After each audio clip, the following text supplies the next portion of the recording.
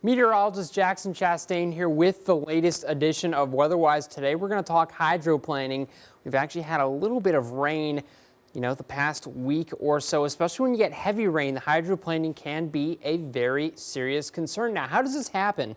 Because you're driving on the road, how can water possibly cause your car to slip and cause you to lose control? Well, it's all in how fast you're going and how much water is on that road. When on a pretty normal drive and a very dry road, you don't have any issues here. You got constant traction with the tire and the road, so you don't lose any grip, you don't lose control. Now, when you get rain, that's when things get a little bit tricky, because as you increase that speed, you're making less and less contact with the road and more contact with that water.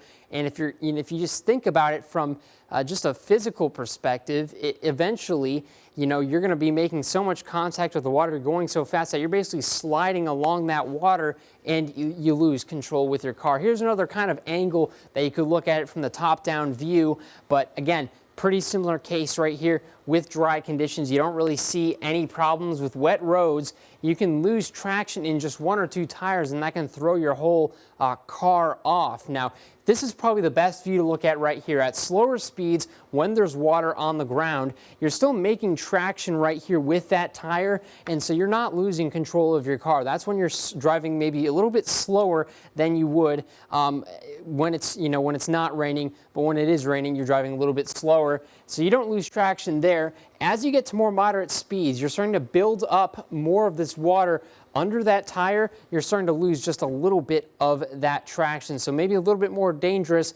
Gets even more when you start speeding and going at these very high speeds, where basically you're bringing that water and you're bringing it under this tire, and it's no longer making contact with the road. It's just making contact with water.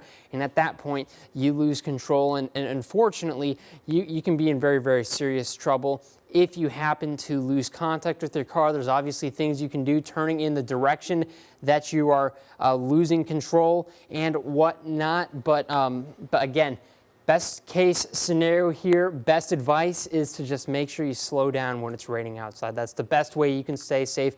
And the big thing you can do to prevent yourself from hydroplaning. But that's all I have for the latest edition of Weatherwise. As always, if you have any questions, feel free to post those to Facebook, to our Twitter, to an email. But otherwise, you guys have a great one.